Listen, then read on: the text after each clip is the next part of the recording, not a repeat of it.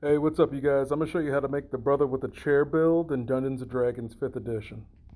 Alright, so for our lineage, we're gonna go variant human for, well, one main reason, and that's to get that free feat, okay? The specific feat that we're gonna need is Tavern Brawler. Now, this is gonna make us proficient in improvised weapons, such as, chairs, so we won't have to worry about, lacking on damage in that regard. Uh, you can do custom lineage. I don't care. Do whatever you want to do. All right, so I kept debating back and forth whether or not this build was going to start as fighter or barbarian, but we're going to go fighter. When it comes to your stats, the main thing you want to focus on is strength and constitution. The main reason I'm choosing fighter is because, well, we want to get in as many hits as quickly as possible. And that's only going to happen if we go, fighter, second level, we get action surge. So, early on, we're making a minimum of 2 attacks with our chair. Also, I did forget to mention when it comes to first level, we do get a fighting style. You can go defense. Argument can be made for that since you're going to be wearing armor at this stage in your career and you want to boost up your defensive capabilities because, no one can touch you. That's straight.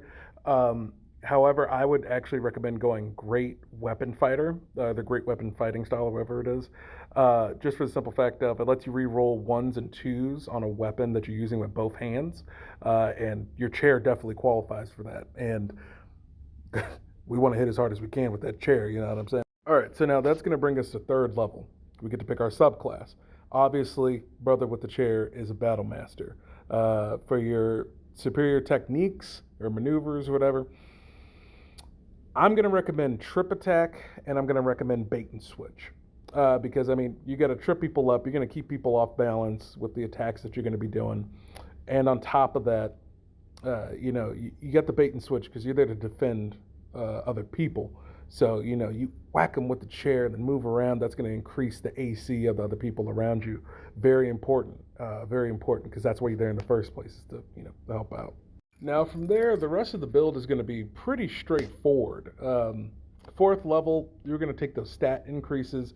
There is an argument that can be made for taking Inspiring Leader. That would be a good feat to fit the this build right here because I feel like a lot of people were inspired by his displays in combat. There is an argument for that. Fifth level, we're going to get extra attacks. So, we're going to be making a bunch of attacks each turn. From there on, sixth, seventh, I'm going to recommend going Barbarian, not for conduct, but because of reckless attack. And I think that will really round things out because let's be honest, your campaign ain't lasting that long. Yeah, I think I can cook something up. Alright guys, today I'm going to teach you how to play Black Aquaman slash Aqualad slash Aquaman in Dungeons & Dragons 5th edition. So let's get started. Real quick, as an important disclaimer, the kid in this video is 16 years old who is the Aqualad. So I don't want to disclose any of his personal information, and I will delete any comments that kind of bring up his personal information in the comment sections down below. His parents have released a statement about it and have said that they are proud of him and the actions that he took, and that's the way they raised him to help out, which is great. But I can tell from that post they kind of wanted some privacy and that the attention from all of this is a lot and they're not ready to handle that. So let's just refrain from specifically making it about this person individually and their actual identity, and let's just keep this again about the Dungeons and Dragons build. Alright, so to no one's surprise, starting off this build, we're going to be going variant human. If you wanted to go more fantastical, you could do something like Sea Elf or, Water Genasi or something like that, for the underwater breathing, all that stuff, yada, yada, yada. The only thing to keep in mind is that you will be sacrificing that feat at the beginning of your character creation, which is the only thing. But those stat increases in underwater breathing might be more up your alley. Now, the reason the feat is so important is because we need to take the observant feat. This is truly what ties the entire build together.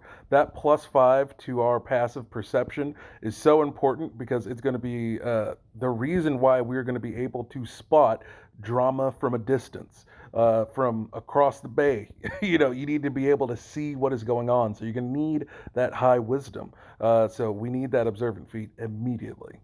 Now, initially when watching the videos that are only available on TikTok, you think that all he did was swim. Now, if you go on Twitter, you will see that he was throwing hands.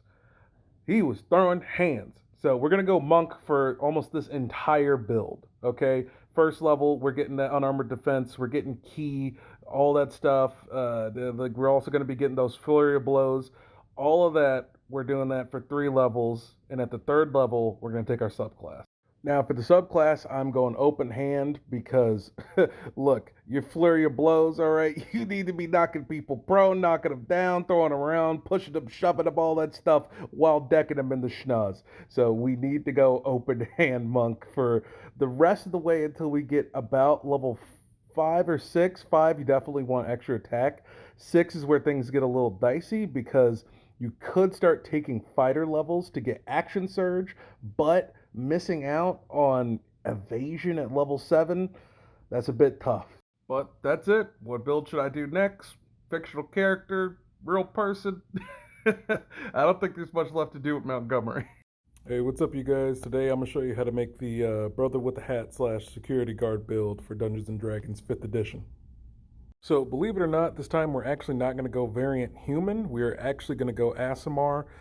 These are the humanoid race of people that have a little bit of celestial inside of them, or basically angels, is the best way of putting it. Now, I know this might sound a little strange at first, but don't worry, it's all because it ties into the hat. However, again, we are going to be starting Monk for this build because we want to take those first 2 levels in Monk so that we can go ahead and grab our key points so we can do Flurry of Blows, Patient Defense, all that stuff, yada, yada, yada. Always have a weaponized bonus action. And the fact that we're never going to be using a weapon and we're going to be using our hands, we want to be able to make sure that we can stay in that combat. Yes, there is an argument that could be made that, yes, starting out this early, you could just go with Fighter, 2-level dip, and then take the unarmed fighting style. You know what I mean. It technically does get you more damage, but if we want to be authentic to the build, he's not wearing armor, and he's just sticking with some fisticuffs. So now next, we're actually going to leave Monk, and we're going to multi-class into Cleric. I know, what a surprise! And again, stick with me here. I'm choosing Aasimar, and I'm choosing Cleric to make sure it fits in for what I'm going to do with this hat, okay? Stick with me. And starting out as a first level cleric, we get our subclass right off of the bat, and we're going to go with the Order Domain Cleric. Now, I've got some specific reasons for it. It just, to me, fits perfectly as someone who is trying to keep the order on the docks and keep things organized. The Order Domain just fits perfectly. I mean, just look at the spell list.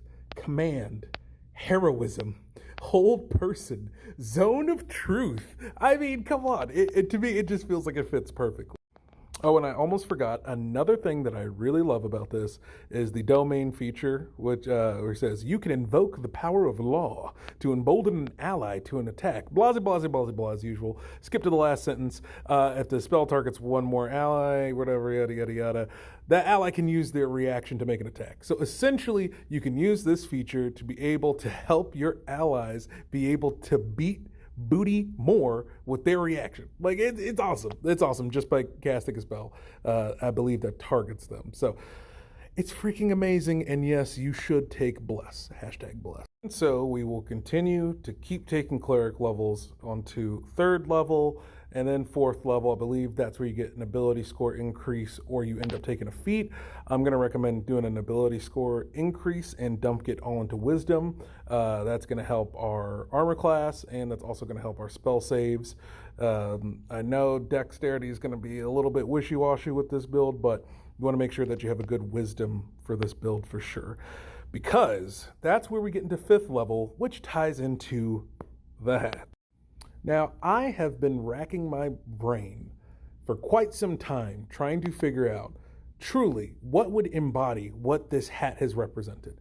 I mean, people have been calling it, the best thing since the Avengers Endgame, where, on your left moment sort of thing going on. Like, it was like the beacon that was shooting out into the sky. And it's like, I went through so many ideas of like, maybe it's a paladin thing, maybe it's a warlock thing. But no, the hat is a specific spell in Dungeons & Dragons. One we like to call Spirit Guardians. With this third level conjuration spell, within a 15-foot radius around you, you summon spirits forth to come and protect you. The speed of your enemies is halved. As long as they are in that circle of combat around you, they are constantly taking damage at all times. Like, to me, this just thematically fits so well because I just think, like, the idea of, like, throwing that hat was like, whoosh, I'm not taking off my hat. All right, my hair looks horrible. But throwing off that hat was like sending a beacon. It was like summoning the spirits of the ancestors, and they all went out through his celestial ASMR blood, the spirit of the ancestors coming through and summoning other brothers to come help out in this climactic battle around him. To me, it truly feels like Spirit Guardians. Like I don't know. Like, you may disagree, but to me, that's what it feels like. Like, that is why I ended up choosing ASMR. That is why I chose the order domain. That is why I chose all of this. Because to me, it feels like it just perfectly encapsulates how iconic of a moment that is, that hat throw. And it's like this culmination moment, and it feels like it's connecting to something bigger than just the individual. You know what I mean? Like, it's coming from, like, this moment was almost divine. And there was a moment where I was like, maybe it is just divine intervention is what the hat is. But this felt like something more. It felt like something on command, something more direct. It felt like Spirit Guardians. Now, from this point forward, my role in the build is basically done. I mean, you can do, like, legit whatever you want. I mean, you could keep taking more monk levels, get that third level in monk so you get that subclass. I recommend taking open hand again for, some true booty whoopings. So you could do that, or you go fighter, get a little bit of action surge going on so you can make more attacks. You could go barbarian, if you want to wild out, but I mean, the whole entire strength dex thing is not really going to work out with that. And you'd be kind of wasting with doubling up on unarmored defense. So I probably would have recommended going that route. But yeah, that's basically the build. So now oh my God, I'm blinking in and out of space and time. It's like my canon event is going out of whack. Now, if you did everything right between this build, the swimmer build, and also the big brother with the chair build, everything should all come together and look something like this. Hey, I'm really proud of y'all. Montgomery Brawl. Bitch. Not one, but them all. Montgomery Brawl. Shout out bro that can swim. Montgomery Brawl. Shit, really all of them. Montgomery Brawl. Shout out Unc with the chair. Montgomery Brawl. Everybody that was there. Montgomery Brawl. Threw the hat off at the start. Montgomery Brawl. Man, shout out to the girl. Montgomery Brawl. Hey, now y'all done started some